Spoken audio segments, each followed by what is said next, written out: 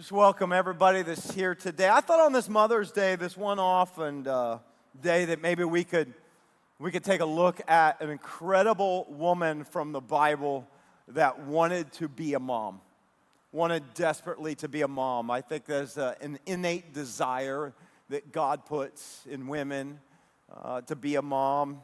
And, the Bible's full of incredible stories of amazing moms. I think about Jesus, his mom, Mary. A lot of times we just associate her with Christmas, but Mary is an incredible figure in the Bible. And I love one of my favorite mom moments is when she actually pushes Jesus into ministry. I don't know if you know that, but in John chapter 2, but this is before Jesus has kind of started, and they're at a wedding, and they run out of wine at the wedding. And Jesus' mom comes up to him, and it was like, and gets the servants there, and they're like, hey, Jesus, it's your cue. It's time to do one of those things you do. And he was like, listen, woman, it's not my time. That's what it says, literally. Like, why are you, no. What? And she was like, yeah, I remember that time when we were running out of milk, and you, I don't know what you did, but we had plenty of milk going around. We need you to do something like that right here. And so in that moment, Jesus performed the very first miracle of his ministry where he turned some water into wine, and it only happened because of his mom. His mom pushed him into it. So I think there's incredible stories about mom. I want to share a story with you. If you've got your Bible, 1 Samuel. It's in the Old Testament. I'll give you a second to find it, or if you're on an electronic device, it's a little bit easier. But in 1 Samuel, we're going to look at chapter 1, is a story about a woman who wants nothing more than to be a mom. Her name's Hannah. How many have ever heard the story of Hannah? Raise your hand if you've heard. Okay. All right. Some of you haven't. It's an incredible story of a woman who wants to be a mom so badly. She's married, and she cannot have children. In fact, you follow a lot of the stories in the Old Testament, you actually find that a lot of women that wanted nothing more than to be a child, or nothing more than to have a child, but could not. And I was just thinking about, just trying to put myself in her frame of reference. Some of you know what that's like, because some of you have struggled with infertility. And so some of you know the pain of that. And I'm just thinking that I can only imagine every single month that she would hope maybe this month that it would happen, only to be disappointed. I was thinking about that constant, like she had an appointment with disappointment every single month. And I know that's her story, but can I just say, I think disappointment affects us all. We all have dealt with disappointments. We've all felt the pain of disappointment in this life. I know that every single person that is here today that's watching this, that there are some things maybe deep in the recesses of your soul that are just these ongoing disappointments because of things that did not happen. You have prayers that you prayed that God did not answer. You've got situations that you would hope for, but it did not come to pass, and it's left you with disappointment. Life can disappoint you. People can disappoint you. Maybe you just prayed and hoped that your parents wouldn't get a divorce, but they did anyways. Maybe you wanted so badly to get into this program, into this school, and you did not get in. And it changed the course of your life. I don't know what maybe your disappointment. Maybe you wanted her to say yes and marry you, but she felt otherwise. Maybe you were just praying that the surgery would finally take care of the problem, the sickness, and it did not. It just came back. I don't know what it is maybe in your life, but I know this. All of us have disappointments that we wrestle with. And there's pain that comes with disappointments. And when you look at Hannah's story, you see that she deals with this disappointment in a unique way. And so if you've got your Bible with you, 1 Samuel chapter 1, we're going to start with verse 1. It says this: Now there was a certain man from Ramathaim, a Zophite from the hill country of Ephraim, whose name was Elkanah, son of Jeroham, the son of Elihu, the son of Tohu, the son of Zuph, an Ephraimite. By the way, if you think it's easy to preach from the Old Testament, I'll get you up here and let you read some of this. You don't know how much I stress when I've got to read these names. I don't even know if I'm doing it right, but I just want to get it out. Look at verse 2. It says, he had 2 wives. Everybody say, uh-oh. How do you think that's going to go? One wife was called Hannah, and the other was Peninnah. Peninnah had children, but Hannah had none. Okay? One man, two wives. Not a good combination. Verse 3, it says, year after year, this man went up from his town to worship and sacrifice to the Lord Almighty at Shiloh, where Hophni and Phinehas, the two sons of Eli, were priests of the Lord.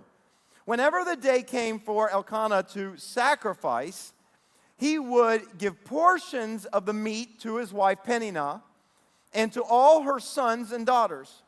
But to Hannah he gave a double portion because he loved her, and the Lord had closed her womb. Because the Lord had closed Hannah's womb, her rival kept provoking her in order to irritate her. This went on year after year, and whenever Hannah went up to the house of the Lord, her rival provoked her till she wept and would not eat. What a lovely woman Peninnah is. Her husband Elkanah would say to her, Hannah, why are you weeping? Why don't you eat? Why are you downhearted? Don't I mean more to you than 10 sons? I want to stop right there. A weird dynamic, I get it. I cannot imagine what Mother's Day was like in this household. Okay, this is a weird dynamic where you have this guy named Elkanah who's married to two women. He was married to Hannah and Peninnah. I think I'll just call her Penny for the rest of our time because that's a complicated name. But Hannah and Penny, his two wives. And we learn in this story that they actually would travel to a town called Shiloh. Now, let me tell you why they did this. That was the place where the church was. Back in this time, they had this tabernacle. It wasn't the temple then. And it was the place that God kind of established was like their church. And they set it up in a place called Shiloh. Now, later when they built the temple, it moved to a different place. And so they were instructed that 3 times a year, based on their belief, their faith, they were to travel to the house of the Lord and they would bring sacrifice, animals to sacrifice to God, and a share of that they would bring to the priest. And so they went back at a particular festival, and they're there to sacrifice and bring an animal. And so when it's their turn, their family, Elkanah with his 2 wives and kids, they would come up and they would provide animals for sacrifice. Now, there's one particular sacrifice or offering that this one refers to probably. It was the peace offering. Now, they were all a little bit different. Now, the peace offering, they would go and they would kill an animal, and then they would take parts of the animal out, and they would give it to the priest to offer as an offering on their behalf. And part of this offering, the priests got to keep and eat themselves, okay? So they'd be like, oh, what do you like? Oh, you like the breast, or you like the wings, or you like, and they would give some of it to the priest, okay? And then they would celebrate at the festival, and then the family, there's something about the sacrifice, would be kind of holy, would then enjoy a meal with the rest of the sacrifice. So it was part of a celebration, too. And so they would take the animal, and then they would carve up, and they would the father would divvy out portions. And so they said to Penny and all of their children, he would give enough so that, okay, you guys got enough food to eat and all this. But then he sees Hannah. And here's Hannah she's miserable because it's a constant reminder when she sees Penny, her sister wife, getting all this food for her kids that she gets just a little portion. And so her husband feels terrible for her. So what does he do? He's like, he gives her a double portion because he feels really bad. Why? Because she's got this ache in her soul. She wants badly to be a mom, and she can't become a mom, okay? And here's what I found so ironic. It's called the peace offering. And she gets a double portion of the peace offering, but she can't even enjoy it because there's no peace in her soul. Here's what I was thinking, that, a lot of times for us, this is like us. When there's something in our life that we don't have as a desire, there's things that maybe even are good that God puts in us that don't get met. Here's what I found. We often try to do the same thing Elkanah does. We try to satisfy heavenly desires with earthly things. We take these things that could be good things and God things, like, hey, listen, to be a mom, want to be a mom, that's a God desire. I believe God puts that in women, okay? To want to be loved, that's a heavenly desire. God created you for love. to want to find meaning in this life. That is a heavenly desire. If you're just wondering what's my life about? The reason you feel that way is because God designed you for something. That's why you feel that way. To have a desire for relationship, to have a desire to get married one day, to have a desire to have a family one day. Can I just tell you, that's a heavenly desire. That's something that God puts in you. But listen to me, whenever we try to satisfy heavenly desires with earthly things, it never works. You can never fill the void of a heavenly desire with earthly things. And what I found is that a lot of times we try to, but what we end up doing is just medicating our disappointment. When our prayers aren't answered, when we don't have the relationship, when we don't have the desires, you know what we tend to do? Is we medicate it. What do? We try to fill it with earthly things. When you can't get the job or the career or your work situation isn't going the way you want it to go, what do? I'm depressed, I'm disappointed, so then I turn to alcohol. When the relationship isn't working or when you don't have the relationship, the thing that you do desire and you don't have it, you turn to food.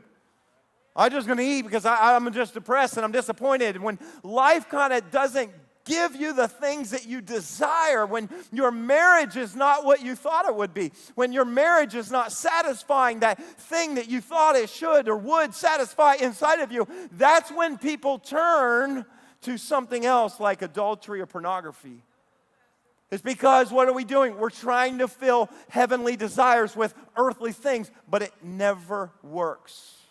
And even in this situation with Hannah, here's Elkanah, and I get it. He's just nice. He's just trying. I see her weeping, and she's sad, and so I'm just, here, have some more meat. I'm just going to throw it on. But it never fully satisfies. By the way, I've also found out that you can have everything you need, but not what you desire. You can. You can have everything you need. I'm looking right now in a room of people. I'm just going to say most, if not all of us, and even watching maybe, you've got everything you need. But when you don't have that one thing that you desire more than anything, it doesn't matter. You can have a marriage and still be lonely. You can have all the money in the world and still feel meaningless. And so there's something inside of us that's longing for more that we cannot find in this life. And Hannah is discovering that and is bringing massive disappointment. Here's Hannah, she's at the place where you offer the sacrifice, and she's being reminded by her sister wife, Penny, who just loves to get under her skin and remind her constantly. I can only imagine when he's handing out portions of food and she's getting all this for her sons and her daughter. She's looking at, hey, Hannah, how much you get? Oh, that's it? And just kind of just digging it in, That's what's going on in this moment. And Elkanah, God bless his heart. I think he's a really good dude. I think he's trying his best. His wife is a puddle of tears. She's weeping. She's a mess, okay? The problem isn't him. It's her, obviously, She can't have kids. And so he tries his best to console her. And it's terrible.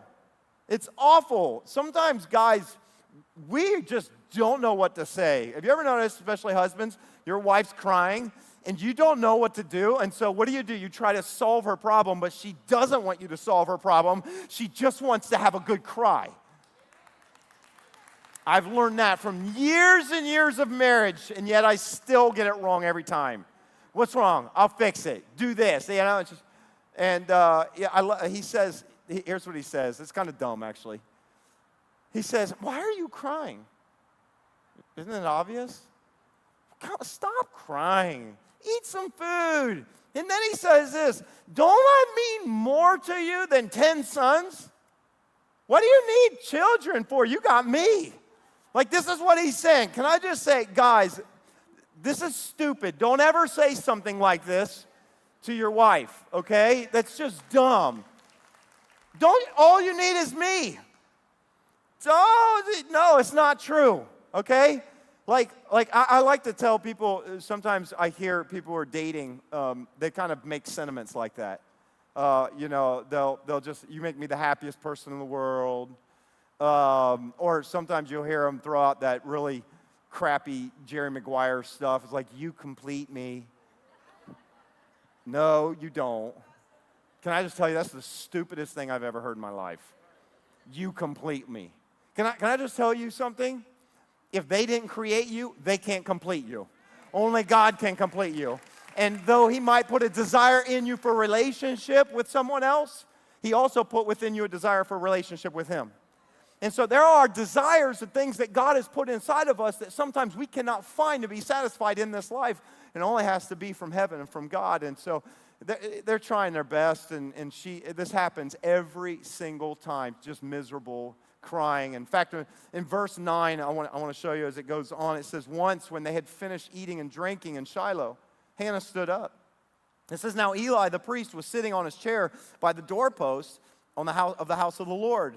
It says, in her deep anguish, notice what Hannah did. Hannah prayed to the Lord, weeping bitterly. I want to just consider for a moment what Hannah does with her disappointment. It says, in her deep anguish, her soul ache, her pain of disappointment. What does Hannah do? It says that Hannah, she goes to the house of the Lord and she prays. You know what I've discovered with disappointment? That there's two options for our pain and our disappointment.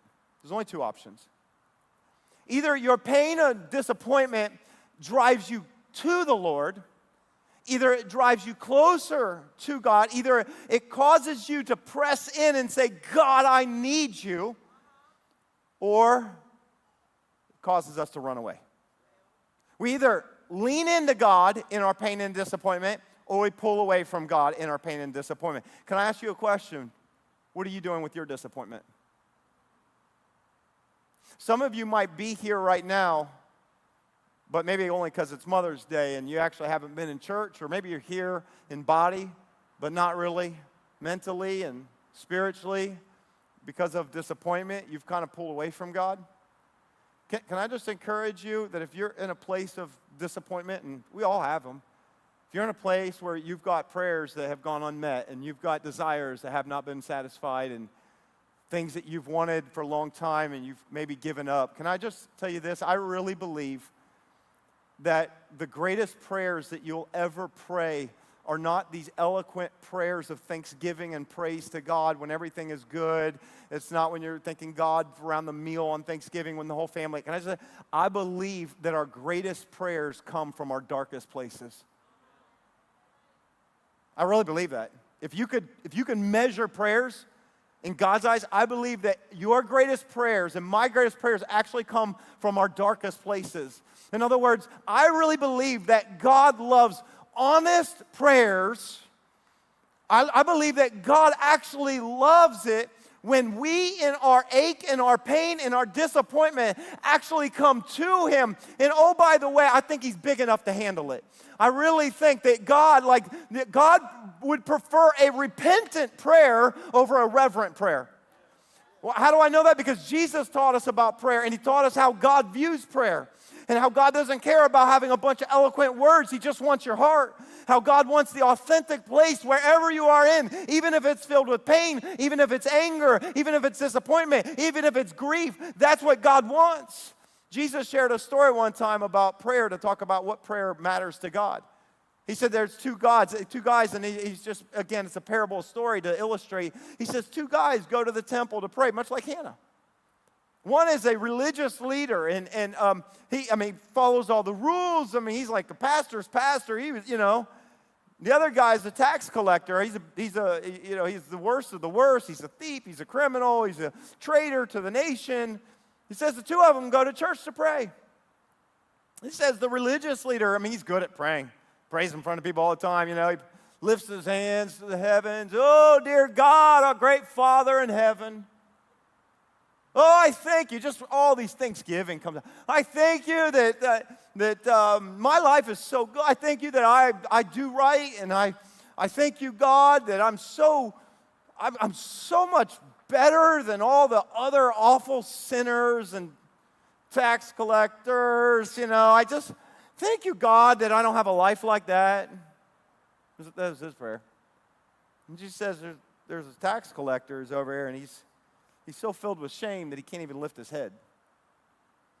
And he beats his chest. I think he's mad at himself. He says, God, have mercy on me. I'm a messed up sinner. And Jesus, he's looking at the crowd and he said, which one of these do you think went home justified before God? Maybe God likes authentic, even if we're in a bad place. Maybe God likes authentic, even if you're in a dark place. Can I just tell you something? If you stop praying, if you stop going to God with your pain, your disappointment, can I just tell you something? God can handle it. He can handle your pain. He can handle your questions. He can handle your doubts. He can handle your disappointments. If you're discouraged, if you're upset, you're saying, God, I've been praying for this and nothing's happened, and I'm mad and I'm upset and I'm disappointed and I don't understand why. God would rather you bring that to him and be angry than to run away from him. And I think God actually, I think God was moved by Hannah's prayer. In fact, we see a little bit of what she prayed next. In verse 11, it says, and she made a vow, saying, Lord Almighty, if you will only look at your servant's misery and remember me and not forget your servant, but give her a son. Here's what she said. This is interesting. I will give him back to you. I'll give him to the Lord. All the days of his life, no razor will ever be used on his head. And as she kept on praying to the Lord, Eli, that was the priest, observed her mouth. Hannah was praying in her heart. Have you ever done that? She's praying in her heart, not really out loud, and her lips were moving, but her voice was not heard. Eli thought she was drunk. He said to her, how long are you going to stay drunk? Put away your wine. Stop drinking. Not so, my Lord, Hannah replied. I am a woman who is deeply troubled. I have not been drinking wine or beer. I was pouring out my soul to the Lord. Do not take your servant for a wicked woman. I have been praying here out of my great anguish and grief. And Eli answered, go in peace. May the God of Israel grant you what you have asked of him. I just want you to know this.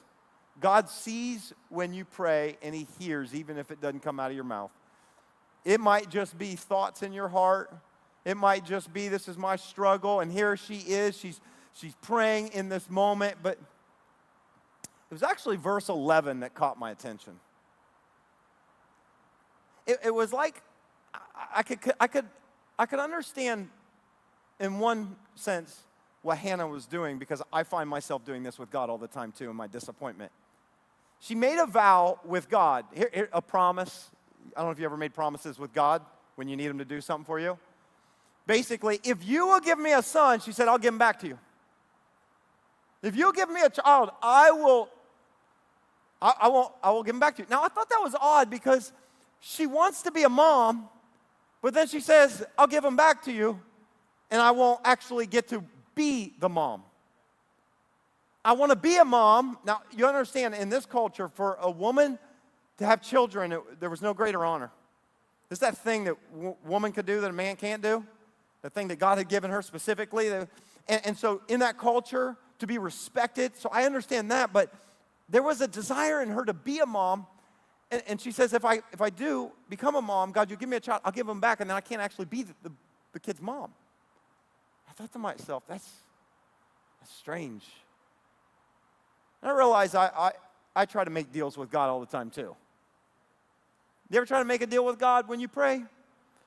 You know, he hasn't answered your prayer, so you're like, okay, what can I give up? What can I go through?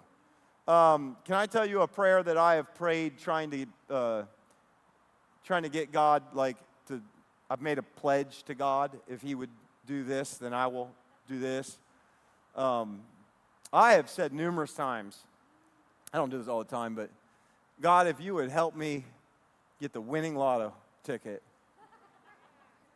Anybody here ever prayed a prayer like that?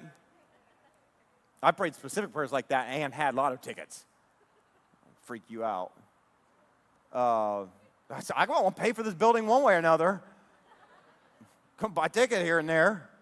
And I prayed, and I bet you prayed a prayer like this. God, if you will help me win, I'll give 10%. No, you know what, God? I'll give 20% to the church, which would be awesome, and I pray you do win. But I never seem to get the right numbers when it happens. I don't know why. Or I've prayed before, and I've used this one before, but I've done this a lot. In fact, it happened to me not that long ago. I prayed, God, if you help me get out of this speeding ticket. That happened to me not that long ago. God did not answer my prayer. And yet there was something different about what Hannah did. See, Hannah prayed, God, if you will give me a son, I'll give him back. See, that would be like you or me praying, God, if I hit the lotto, I'll give away every single penny I get. See, some of you are thinking, well, what's the point? That's the point. I just wonder, and I can't prove this because I don't understand. I just want to say this, and this might not be helpful to you. I don't understand why God answers some prayers and not others. I can't explain it. I don't understand. Some very good prayers that are for good things that I've prayed for, he doesn't answer. I don't understand it. I just don't. But when I think about unanswered prayer, I can't help but wonder if nothing else seems to expose the motive of our heart more than unanswered prayers. If you think about it, not much else truly exposes the condition of our heart than when God doesn't do the thing that we want him to do. And I think about how Hannah in this moment, she prayed a different kind of vow or prayer. She said, God, if you give me a son, I'll give him back. This is me sacrificing. Can I tell you what I think she was doing? She was sacrificing her desire on the altar. God, the very thing that I want so badly that I can't have, that I'm constantly reminded of, and my disappointment, if you give me a son, I'll give him back. I'm releasing it. And I couldn't help but wonder if maybe this particular time where she prays this vow and this prayer, if there was something in her heart that shifted or changed. If there's something that changed the outcome. Because, by the way, if you read on verse 20, she goes home after praying this vow, and guess what happened? She got pregnant. And she gives birth to a son named Samuel.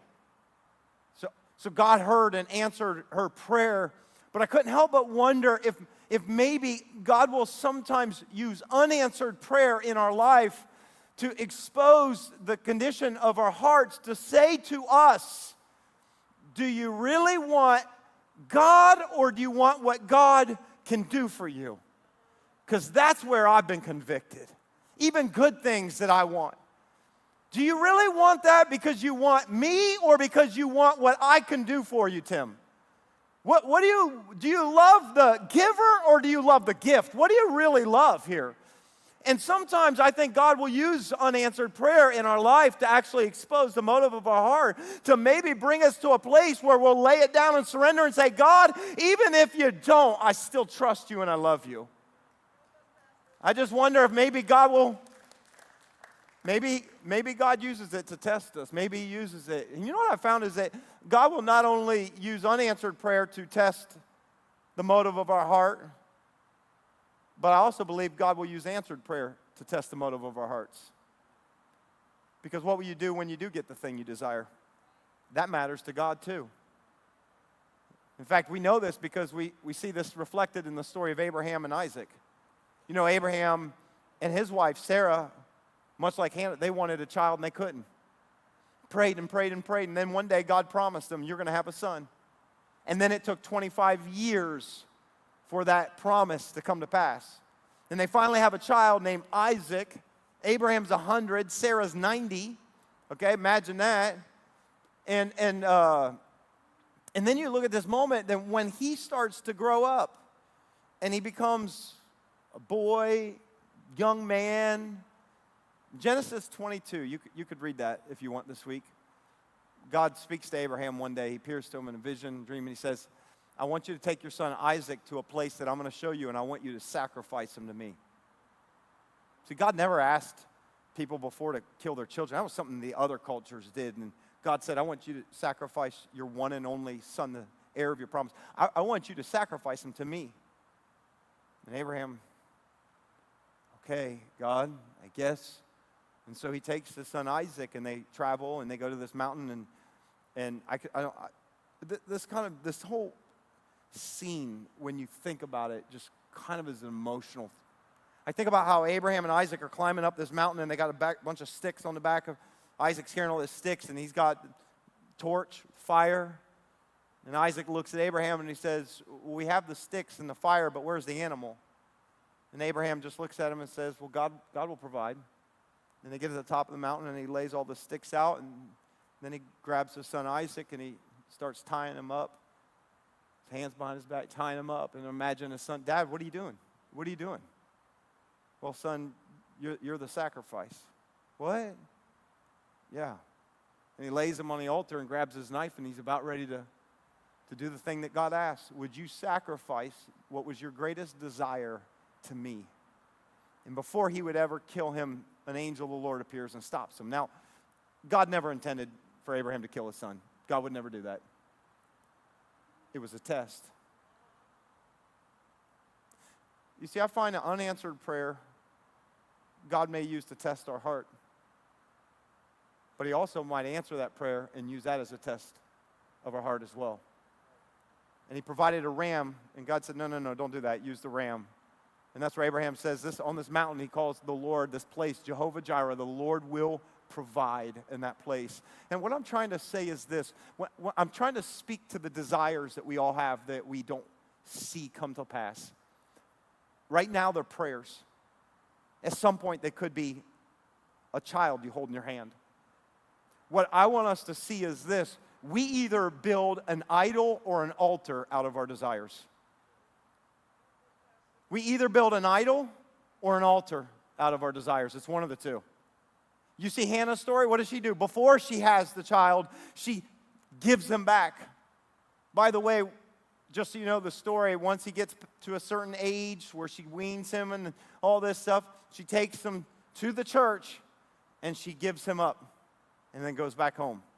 Now listen, if you prayed a prayer for a child and you get pregnant, we don't want them. You keep them. Okay, I'm just saying, we don't want them. That doesn't happen today. But back then, Samuel went, and she could only see him every time they traveled back to the place to do the sacrifice. What did she do? She put up on the altar her desire. Here's what I've found. Whether God answers or he doesn't answer, your desire will either be an altar or an idol. And most of the time when we think about idols, we think about money, stuff, status, popularity, relationships, things we have. Can I just tell you, your greatest idol might not be something you have, it might be something you want. It could be something I'm craving, I'm desiring, I'm praying for. God, will you do this? I can have an idol and make an idol out of anything, even a good thing. And I think something that God's been trying to teach me over this past year about some things in my life that I've been praying for, some things in ministry that I've been praying for, some things that I've been like, God, I need you. Where are you going to show up? There are some areas that God's been pressing into my life, and he's saying, will you offer that up to me? What do you mean, God? I mean, what if I never do that for you? Will you still love me and trust me just as much? And that's the moment when I realized the very thing that I want could be an idol in my life. Why am I saying all this? Because I really believe, and this is something God's teaching me, I'm walking through this. The key to finding peace is learning to release to God the thing that you want most. I know that's not easy. That's much easier for me to say than it is for us to do. But I'm going to tell you, I'm learning this. The key to finding peace in your life is to release to God the desire. I'm just going to release it. I'm going to sacrifice. I'm going to put it on the altar, God. Whether you do it or you don't do it, I'm going to surrender it to you. You see, that's when things begin to change. Doesn't always mean he answers the prayer, but it could mean that he changes you, that he changes the desire in you. In fact, today I wanted to share a story with you. It's a powerful story of a mom from within our church. A mom who was dealt with some massive disappointment, and some real challenges that her son had to face. And it wasn't until she got to a place of being able to release him to God that she could experience a renewal in her faith for God. Take a look at this.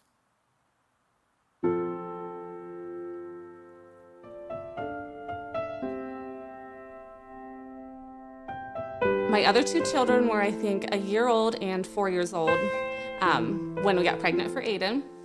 And at 15 weeks in the pregnancy, we decided to go to an ultrasound to find out the gender. It was there that we found out that something was wrong, and they found multiple severe birth defects with him, mainly with his heart and spina bifida. They prepared us that he may not make it to birth and survive. If he does, he probably would only live a few days. So we went throughout that pregnancy. I really stayed strong in my faith during that time, praying every day, Lord, please just let us keep our baby, perform a miracle in his life that he is born, healthy, and that the doctors don't know what they're talking about. But fast forward to his birth, he was born with the birth defects that they had told us. And they said it's pretty bad. His heart doesn't look great. He's also going to need a brain surgery and a spine surgery immediately following birth. He may only live a few days. We just really don't know. It all depends on kind of Aiden. By the time Aiden was 2 years old, his body was really wearing down. They ended up putting a trach in, putting him on a ventilator to help him with his breathing, just to give his body a break. It was started kind of during that time, around the time he was 2 years old, that my faith really started to crumble. Watching my child suffer for the past 2 years, they couldn't tell us what his future looked like. We just kept getting hit with bad news after bad news. Like, this is worst case we've ever seen. And after a while, you're tired of hearing that. Like, this can't be the worst thing you've ever seen or heard.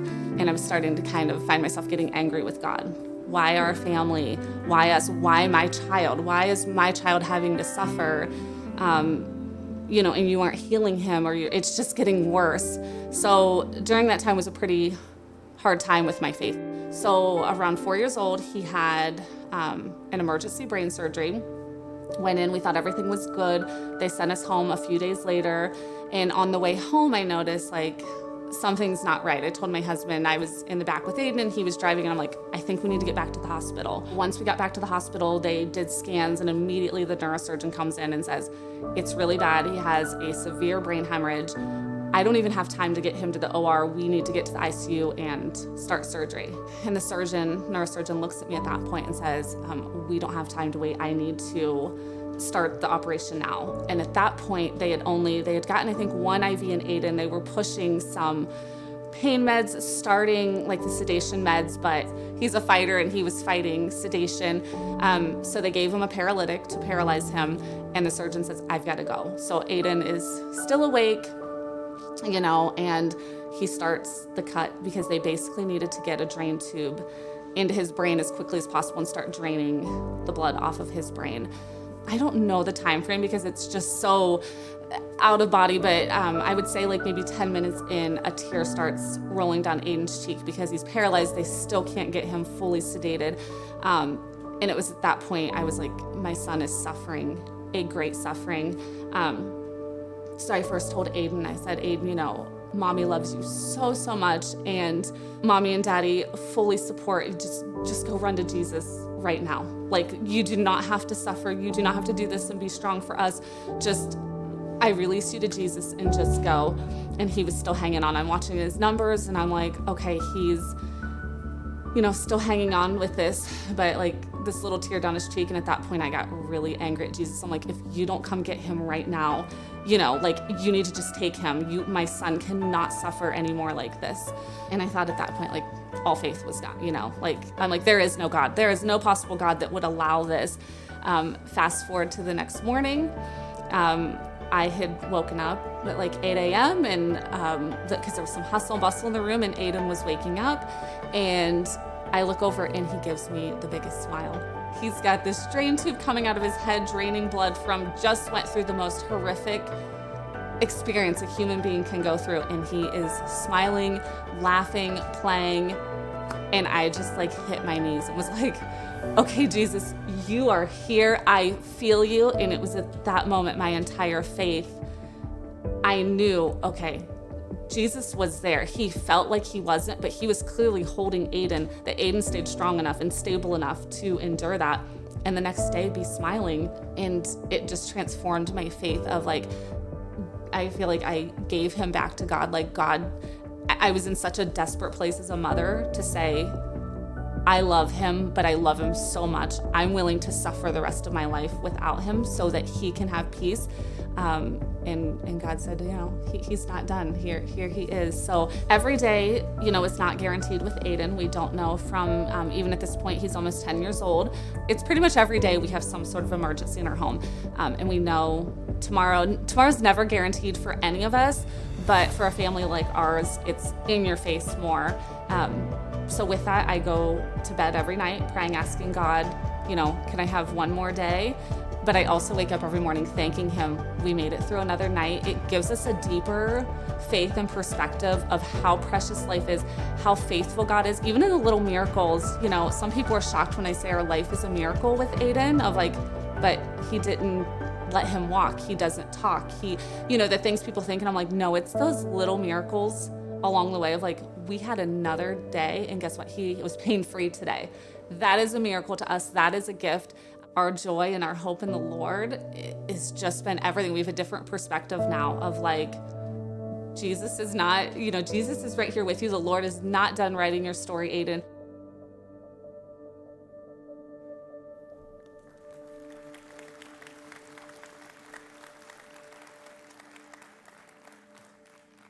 When Kayla was telling me this story the first time, I was just struck by the power of her willingness to release him and how that ended up changing her faith. The thing that she wanted him to surrender to God was the thing that opened the door for her faith and her trust in God. And I just wonder, I don't know, and I'm not trying to say that, hey, the moment you surrender your greatest desires to God, he's going to grant them. But I can't help but wonder if maybe there's something in that process that God's waiting for us to surrender our desires to him. To say, I'm not going to make this an idol. This is not more important to me than you, but God, I place this on the altar. And I just want us to understand that, your greatest form of worship it's not a worship that comes from gratitude of all that you have. It's not a praise that comes because God has been so good to you. But the greatest form of worship you have is when it comes from a place where you're in deep anguish and your soul is hurting and you've got disappointment. That's the greatest form of worship to God. There's nothing that compares to it. That's special to God. And so maybe he wants us to lean into him in our pain and disappointment. And I also believe that when we do, and maybe we get to the point where we surrender to God and release to God the thing that we want so badly, it could be that actually then opens the door for us to be in position for God to say, now I can give it to you. Now I can bless you because I know the place of your heart. And I know it won't be an idol in your life. I think it's that way when it comes to money. In money in our life, God calls us to give him the first fruits, to give him the first 10%. Well, what if I don't have enough? God says, I know, but if you will give me the first, now it'll open up for me to bless you with the rest. The same is true with our time, with our Sabbath. We talked about that a couple weeks ago, that when we honor God with the first of our time and our worship to God, saying, I don't have enough time, God says, but now I can give you the thing that you really want. Now I can meet your deeper desires. I want to have an opportunity for ministry for a moment. Would you all just stand to your feet? This verse that came to my mind that in Psalm 37, verse 4, it says, if we take delight in the Lord, and he will give you the desires of your heart. What does that mean? I wonder if, in my mind, that's Hannah saying, I give you my desire. If you gave me a son, I'd just give him right back to you. If you take delight in other words, maybe he wants us to become more in love with him than what he could actually do for us. He wants us to become more in love with him than any kind of miracle he could do for us. Maybe God's, when you learn to take delight in him, maybe that's when he will grant the desires of your heart. You can't twist it to be a little formula to figure out how to get God to give you. But when you surrender to God, those things, let me tell you what will happen. Either you'll see it or he'll change the desires of your heart so that it aligns with his will in your life. But I'm telling you that if you learn to fall in love with him, not just in what he can do for you, it begins to change things in your life. He'll change the desires of your heart. And so I want us to pray. I want us to ask if you bow your heads just for a moment, just a moment of prayer. Just here's what I felt like God told me to do. I felt like God told me that we're gonna make this moment into an altar. I don't know what your disappointments are. I don't know the desires that you've had, that you prayed for years that have not come to pass. I don't know what it is, but God does. You don't have to say it out loud for him to know. But what would it look like for you to make this moment right now an altar? I don't care if you're at home watching this anywhere. You can make this an altar moment where you say, I'm going to take my desire and I'm going to stick it on the altar today. I'm going to take the things I've been praying for and I'm just going to stick them on the altar today. The successes that I've been praying for, I'm putting them on the altar. My business, I'm putting it on the altar. My child, I'm putting it on the altar. My marriage, I'm putting it on the altar today. And I want to pray for you if that's you today. I think all of us have disappointments to do. Here's what I want to ask you to do is we're going to pray. I'm going to pray for you. But I want you as just a sign of maybe that thing that you want to surrender to God. Maybe you take your hands and you just turn them like this up to heaven, just like you're holding it. This is us coming to the tabernacle in Shiloh, bringing the altar with us today. Here's the beautiful thing. You don't have to be in any kind of building because the Spirit of God dwells in your temple. But right now, you're going to bring it to him. Father, I pray right now for every disappointment represented in this room, watching right now online. I pray, God, for every desire that we've had. I pray, God, for the things that I've had in the recesses of my heart that I've been praying for a long time, God. Today, right now, right here, I stick it on the altar. Right now, just tell God that in that moment, right now, this you and God, I surrender it to you. Oh God, all the dreams, the wishes, the things I've had, I lay it on the altar. And I want to say today, God, that I love you and I worship you even if you never do this for me. Because God, I want to be in love with you, not anything you can do for me. And so today I surrender it. Thanks so much for tuning into this message. I hope that it encouraged you and inspired your faith. If God is doing something in your life, would you take a moment and let us know? We want to connect with you and we want to be able to pray for you. All you have to do is shoot us an email to hello@thex.church, or you can always send us a DM on one of our social media platforms. And if you know somebody that would also be encouraged by this very message, why not take a moment and just share it with them right now? And as always, I want to say thank you to every single person who so generously financially supports this ministry so we can continue to get messages like these out to people all over the world. We believe God is building something special and you're a significant part of it. Until next time, have a great day.